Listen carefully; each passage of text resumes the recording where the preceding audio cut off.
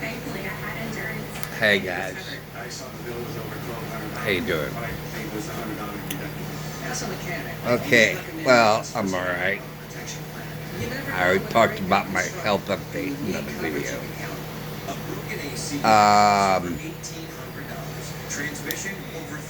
There's sort of a lot I want to talk about,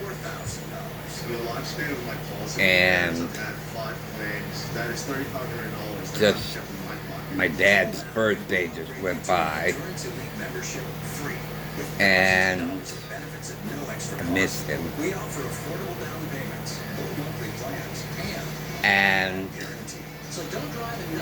I am so far away from my home world that I almost feel like a satellite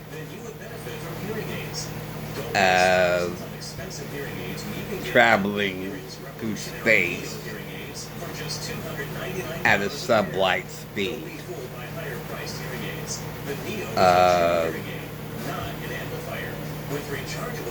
No other planets around.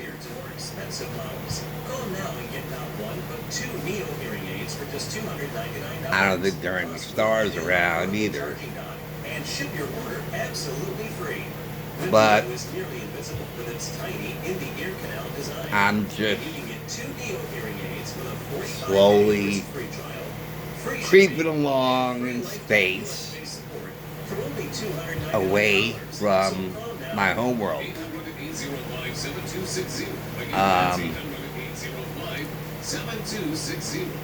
All my belongings are gone. All the people, or almost all the people I ever loved and knew, are gone.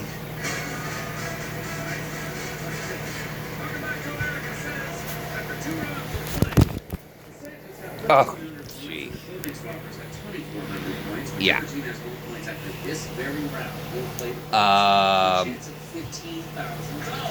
Now, I could say that I landed on a quicksand planet, a planet of nothing but quicksand. But I think it's more accurate to say that I'm just floating in outer space, through space, through galaxies, throughout from one universe to another universe.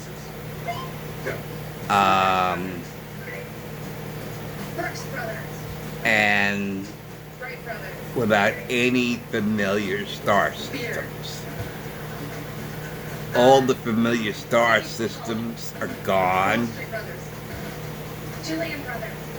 and I'm entering the unknown. Nothing familiar, nothing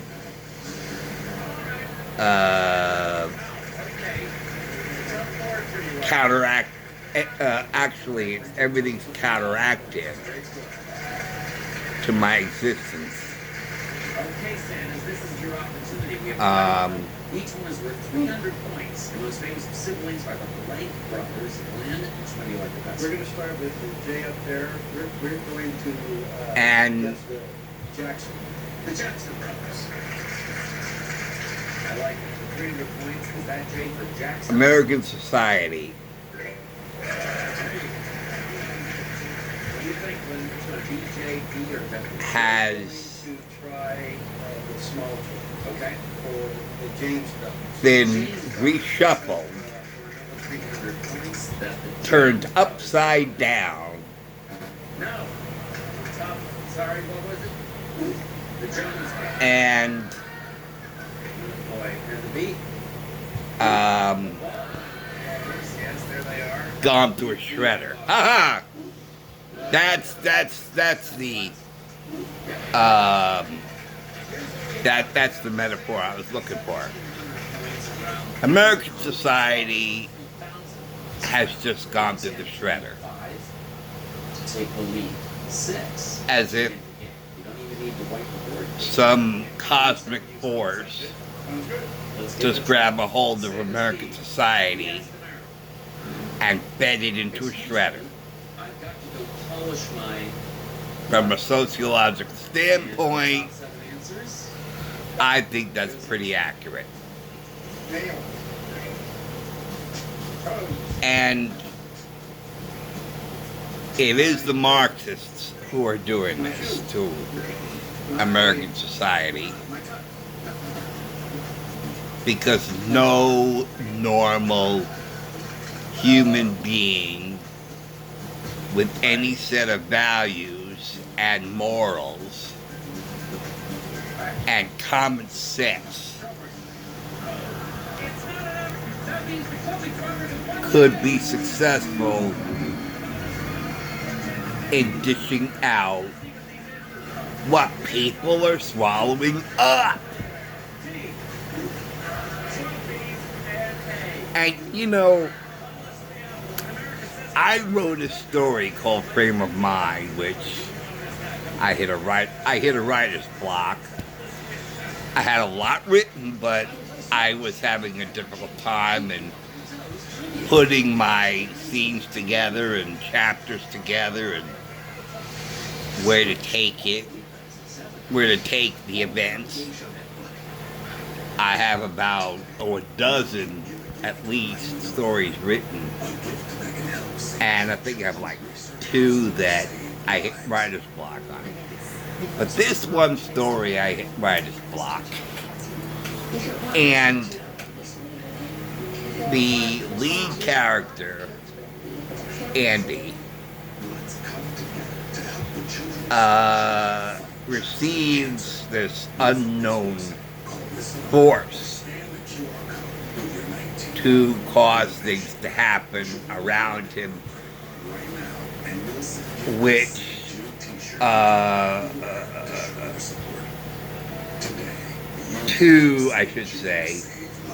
two things that are counterproductive.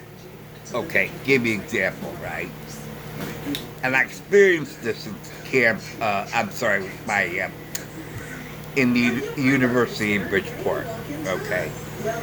I was a student at the University of Bridgeport. I went into the game room, and I'm playing a pinball machine. And I grew up with the idea, you play a game fair, you don't cheat. You don't cheat at anything, because when you cheat yourself.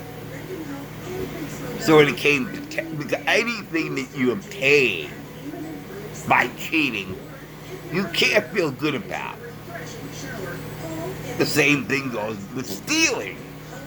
Okay, you cannot appreciate the bounty that you obtained illegally. You can't appreciate it, you can't enjoy it, because you got it through illegal means. I steal, let's say, a stereo from a store. I would feel super guilty by playing anything on that, and I can't enjoy it. I can't live with myself because, hold on. Okay. I can't enjoy it because, and I can't live with myself because I know how I obtained it. I know how I got it. I stole it. Okay. That is cheating. I cannot cut others in line to a movie. We're all standing in line to buy a ticket to go into the movie theater. We take our turns. That is one of the basic things you learn in kindergarten. You take your turn. Okay? You're standing in line to go into a movie theater. I mean, and if you cut around everybody and go through a side door, you cheated. You're cheating the business of the theater. The bigger You're stealing a viewing of the movie. You cannot enjoy it because you cheated, you stole, you know. And what does that say about all the other people who are waiting in line to buy tickets? And the same thing goes with what's going on our southern border. People who want to come to our country do it the legal way. They file papers for citizenship. They go through legal channels. It is a little time consuming, but anything worthy is worth a little time. You have 4 answers to fill in. You know, and what they're cutting kids to classes, and there was an episode of Good Times that made me think of this. And in this episode of Good Times, JJ got I don't know, I forget exactly how it went, but they were feeding him through the system, so he graduated, or rather he passed a class without learning anything. If you don't learn something when you're confronted with it, you'll be clueless. What was the point of passing that class if you don't remember what you were supposed to have learned in that class? The whole point of being in that class is to learn. And if you don't learn something, then you failed that class. It's basic. Cheating, you only cheat yourself. Okay. So when John, the father, found out about it, he started to quiz JJ about what was in the class, or, you know, and pick things from the textbook. And JJ couldn't answer some of them. And I remember John saying, you cheat to pass a class, you end up cheating yourself, because if you don't learn something, then you can't make good decisions. Okay, now, so cheating, you can't appreciate. You cannot appreciate a degree or a diploma if you cheated to get it. You can't feel proud with your diploma if you got it illegally. You cheated to get it. So those migrants who come through legal channels, they learn about American culture, they learn about American law, and so forth, so that when they become legalized citizens, you know. So I knew I was making a point somewhere, and I lost it. I lost the point I was making. But anyway, yeah, I forgot the point I was making. But the thing is,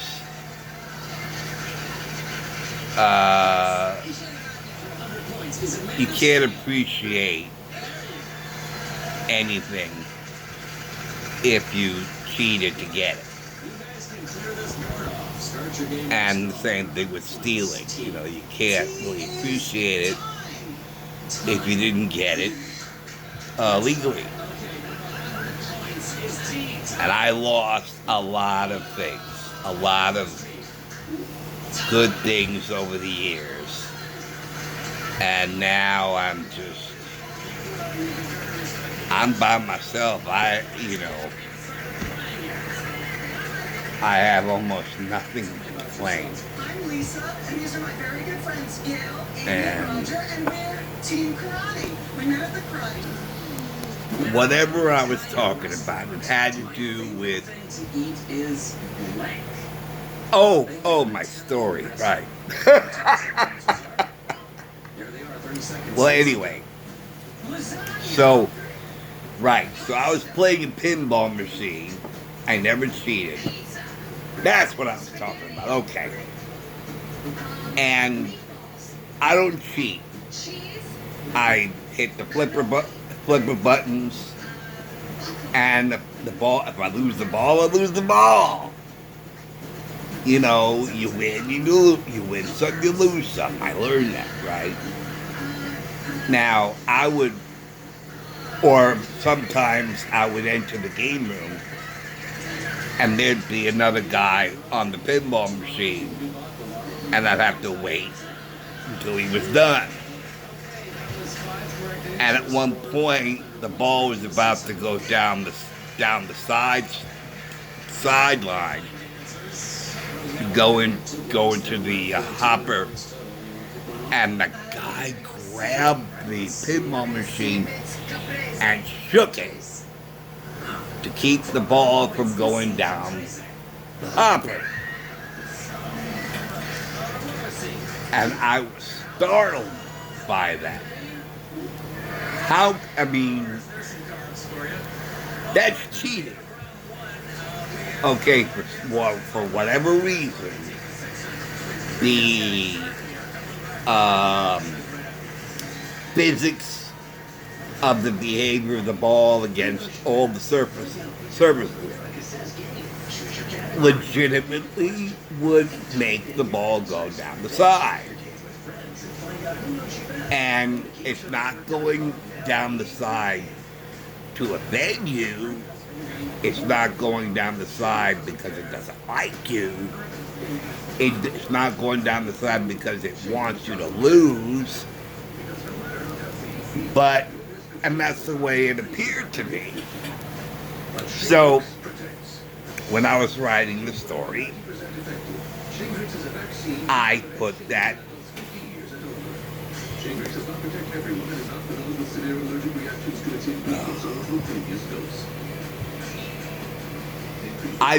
scenario in the story, and I would have this external power go through Andy, and that he would cause, as soon as the guy would start to shake the pinball machine, the force would hit against him and cause him to hit a sidewall.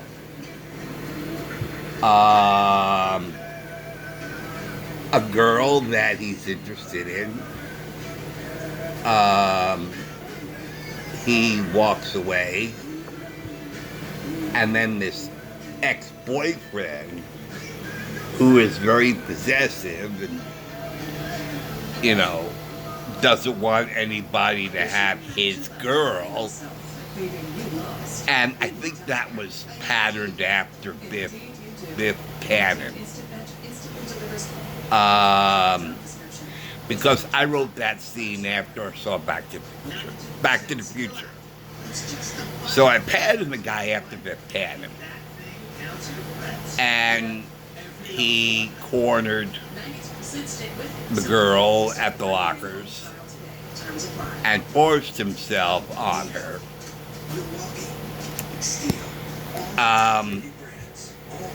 And the commotion caused Andy to turn and see the guy going at her, and the force went to him, and I think he shoved the guy out of the way or something like that. So all this is going on and on and on and on. Incident here, incident there, blah, blah, blah, blah, blah. Then later on in the story, Andy's transported out of the earth and met up with a group of aliens. And the aliens greet him, and the aliens say, "We're the ones responsible for everything that was going on with you.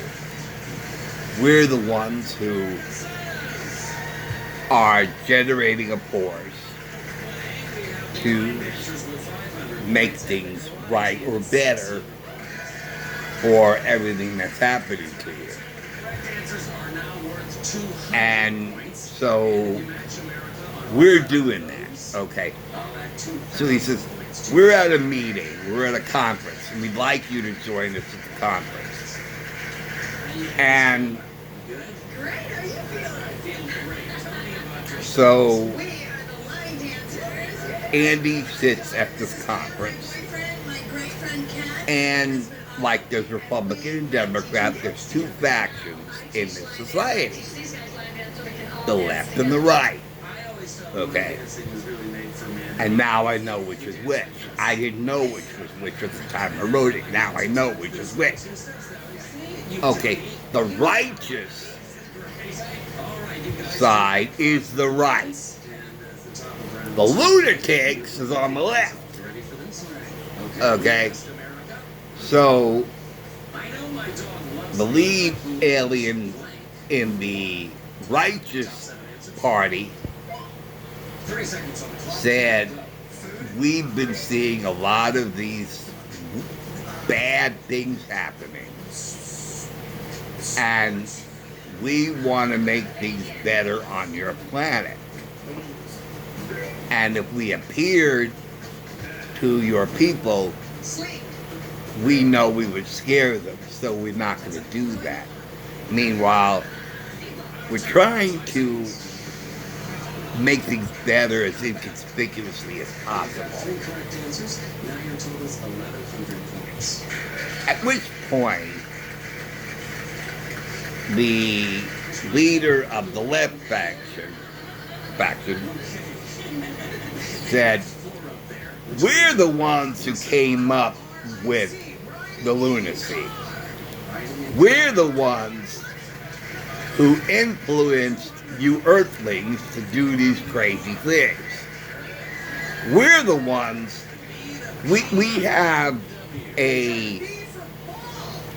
we're used the same subspace transmitter that my righteous colleagues use. But we do it because we get a kick at seeing what you Earthlings will accept. So we come up with crazy ideas and we influence you Earthlings to see if you pick it up, to see if you are crazy enough to accept it. We're the ones who came up with racism. We're the ones, we came up with the idea of skin color, of being racist against skin color, making skin color vital and important, that you would fight over it. We got a kick. We enjoyed watching you people fight over that. That was hysterical. We were laughing our butts off when we would see you people judging each other based on the color of your skin. This was hysterical. Because we, our society, we have loads of different appearances and we all get along. We don't agree, but we get along. So that's why we on the left came up with the idea to put that in the minds of you Earthlings, and by golly, you took it. You ran with it. Three of them up there, they're each worth 200 We points. and we on the left thought, hey, this is fun. Let's see if we can do the same thing with hair color. Let's see if the blondes can hate the brunettes, or the redheads hate the bald-headed people. All right. But for some reason, you Earthlings didn't pick that up. That was an advent failure for us. We're confused because you're born with the color of your skin just like you're born with the color of your hair. And it doesn't, and then we tried eye color. Well, the blue-eyed people hate the brown-eyed people. We tried that. Nobody picked it up. And we were all puzzled to see. You'll fight over the color of your skin that you're born with, but you won't fight each other but for the color of your hair that you're born with, or the color of your eyes that you're born with. So it seems that the color of one thing, or the differences of one thing, you'll fight about, but differences of colors of other things, you don't fight about. If you think you just can't lose weight, And we don't understand that. You Earthlings are, you Earthlings are beyond understanding. You're born with different colors. Color of your skin, color of your hair, color of your eyes. And you'll fight over color differences of one thing, but not color differences of this or that. That's pretty strange. So we tried other things. We tried religious beliefs. And by golly, you Earthlings swallowed that up too. Man, that was fun seeing all the Jews being murdered. We got a ball of that. And it's funny how Christians are not attacked the way you attack the Jews. It's all different beliefs. And just because you believe one thing and don't believe something else, that you attack people who believe differently than you are. That's also hysterical. We're the ones who came up with road rage. We thought, oh, you Earthlings are too smart to be so upset over a driver who cuts you off that you're willing to kill them. We fought amongst ourselves saying, nah, the Earthlings will never do that. They're too smart, but I don't agree. Man, because if Earthlings will fight against skin color, I'm sure they'll swallow up the idea of road rage. Well, and of course, Americans picked that up. Now I got something else to add to the story. Everything that's going on with the left, I can now add to my story and add to that scene that it's the loony left aliens who have added these crazy ideas to Earthlings, and the Earthlings picked it up. And boy, all you people who are swallowing up gender and this and that, you know what you guys are doing? You are making these aliens hysterical. The aliens are laughing at you. The aliens put that in your minds, and you are crazy enough to believe it. The aliens are having a ball. And the aliens are coming up with other ideas, other crazy ideas to put in your little minds. Okay.